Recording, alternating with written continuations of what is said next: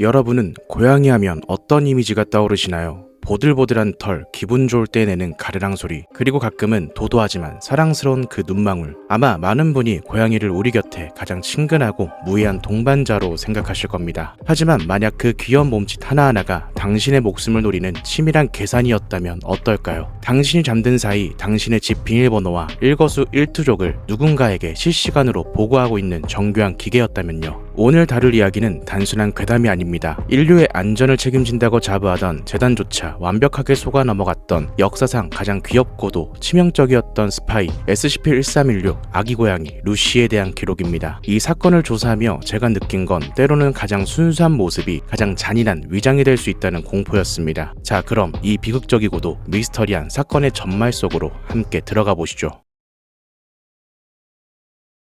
시간은 1993년으로 거슬러 올라갑니다. 미국 미시시피주의 한적한 마을, 억수같이 쏟아지는 빗줄기 사이로 한 유기견 보호소에 불빛만이 깜빡이고 있었죠. 그날 밤 보호소 직원은 문 밖에서 들려오는 가냘픈 울음소리를 듣게 됩니다. 직원이 문을 열었을 때 거기에 물에 흠뻑 젖은 채 벌벌 떨고 있는 아주 작은 삼색 아기 고양이 한 마리가 있었습니다. 태어난 지 고작 3개월이나 됐을까요? 손바닥만한 이 생명체는 애처로운 눈빛으로 직원을 올려다보고 있었죠. 그런데 말입니다. 이 고양이가 보호소에 들어온 직후부터 기묘한 소문이 돌기 시작합니다. 보통의 고양이라면 쑥쑥 자라야 할 시기인데도 이 고양이는 한 달이 지나고 두 달이 지나도 처음 발견됐던 그 3개월 된 모습 그대로였던 것이죠. 몸무게도 크기도 심지어는 털의 감촉조차 단 1mm의 오차도 없이 박제된 듯 멈춰 있었습니다. 결국 이 기이한 현상은 세상의 모든 초자연적인 현상을 감시하는 재단의 귀에 들어가게 됩니다. 재단 요원들이 충돌했을 때 고양이는 여전히 그 귀여운 모습으로 요원들의 품에 안겼습니다. 그들은 생각했죠. 아, 이건 그저 성장이 멈춘 아주 드물지만 무해한 변칙개체구나 라고 말입니다. 그것이 재단 역사상 최악의 보안사고 중 하나가 될 줄은 꿈에도 모른 채 고양이는 SCP-1316이라는 번호와 함께 루시라는 예쁜 이름을 얻게 됩니다. 재단 내 제112기지로 이송된 루시는 금세 기지의 마스코트가 되었습니다. 엄격하고 삭막한 연구시설에서 루시는 유일한 힐링이었죠. 보안 등급이 높은 박사들도 루시가 다가와 다리에 몸을 비비면 경계심을 풀고 웃음을 터뜨리곤 했습니다. 루시는 영리했습니다. 누가 자신을 예뻐하는지, 어느 시간대에 식당에 가면 맛있는 간식을 얻을 수 있는지 정확히 알고 있었죠. 덕분에 루시는 기지의 거의 모든 구역을 자유 통행할 수 있는 일종의 비공식 패스를 얻게 됩니다. 심지어 보안 등급 4단계 이상의 극비 문서가 오가는 회의실 테이블 위에서도 루시는 평온하게 낮잠을 잤습니다. 누구도 고양이가 기밀을 훔쳐볼 거라곤 생각하지 않았으니까요. 하지만 여러분, 여기서 우리는 한 가지 미스터리한 단서를 놓치고 있었습니다. 루시가 기지에 온 뒤로 기지 내 보안 장비들이 가끔씩 아주 미세한 전파 간섭을 일으켰다는 사실입니다. 하지만 기술자들은 그저 기계 노후화나 기상 현상 때문이라고 치부하며 대수롭지 않게 넘겼죠. 밤이 되면 루시는 낮에 애교 섞인 모습과는 완전히 다른 행동을 보이기 시작했습니다. 모든 연구원이 퇴근하고 기지의 정적이 감도는 새벽 3시 20분. 루시는 기지 가장 깊숙한 곳 전파 송신이 용이한 특정 지점으로 향했습니다. 그리고 그 작은 몸 안에서 인간의 귀로는 들을 수 없는 초고주파의 신호가 외부로 발신되기 시작한 것입니다. 그것은 단순한 소음이 아니었습니다. 그날 하루 동안 루시가 보고 들은 재단의 모든 정보,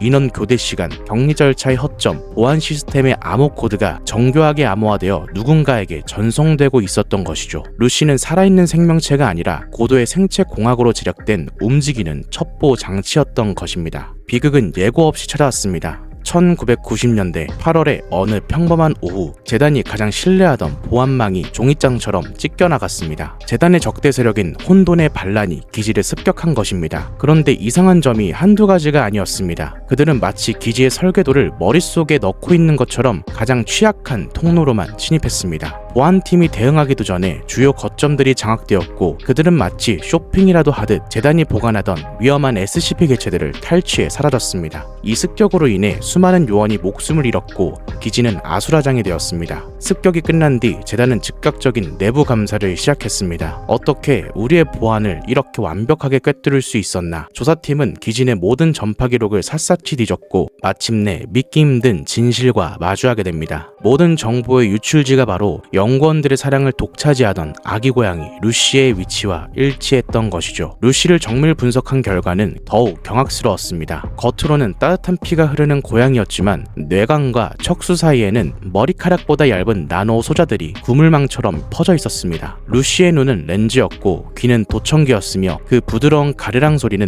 내부기계가 작동하며 내는 미세한 진동이었던 것입니다. 사건의 전말이 밝혀진 후 루시는 즉시 전자기 차폐가 된 특수 격리실에 갇혔습니다. 이제 더 이상 루시라는 이름으로 불리지도 누군가의 따뜻한 품에 안길 수도 없게 되었죠. 그런데 여기서부터 이 사건의 가장 기묘하고도 씁쓸한 미스터리가 시작됩니다. 재단은 루시가 외부로 보내려던 암호문들을 가로채 해독하기 시작했습니다. 처음에는 기지 보안 정보가 담겨있던 메시지들이 격리 이후에는 전혀 다른 내용으로 바뀌어 있었죠. 임무 완료, 성공적인 침공 확인, 본 자산의 회수를 요청함, 왜 응답이 없는가, 나를 두고 간 것인가, 응답하라, 배터리가 부족하다, 추출을 요청한다, 언제 데리러 오는가. 루시를 보낸 혼돈의 반란 측은 임무가 끝난 루시를 회수할 생각이 전혀 없었던 것입니다. 그들에게 루시는 처음부터 소모품이었고 사용 가치가 떨어지면 언제든 버려질 기계에 불과했으니까요. 하지만 여러분 상상해보세요. 만약 루시가 정말 단순한 기계라면 저런 감정 섞인 메시지를 보낼 필요가 있었을까요? 데리러 와달라는 그 간절한 요청은 프로그래밍된 명령어였을까요? 아니면 버림받은 생명체의 본능적인 절규였을까요? 재단 연구원들의 보고에 따르면 격리실에 혼자 남겨진 루시는 가끔 아무도 없는 벽을 향해 서글프게 울곤 한답니다. 그 소리가 너무나도 진짜 고양이 같아서 한때 루시를 예뻐했던 인원들은 차마 모니터를 쳐다보지 못한다고 하더군요. 지금 이 순간에도 SCP-1316 루시는 제112기지의 차가운 지하 격리실에 갇혀 있습니다. 늙지도 않고 자라지도 않는 모습으로 말이죠. 루시의 내부에 흐르는 에너지가 닿는 그날까지 루시는 아마 자신을 버린 주인을 기다리며 암호 신호를 보낼 것입니다. 이 사건은 우리에게 질문을 던집니다. 과연 루시는 아기를 가진 침략자였을까요? 아니면 인간의 욕심에 의해 창조되어 이용당하고 버려진 가여운 희생양이었을까요? 우리가 일상에서 마주치는 무해해 보이는 것들, 그 이면에는 우리가 상상조차 못할 거대한 음모가 숨어 있을지도 모릅니다. 오늘 밤 여러분의 반려동물이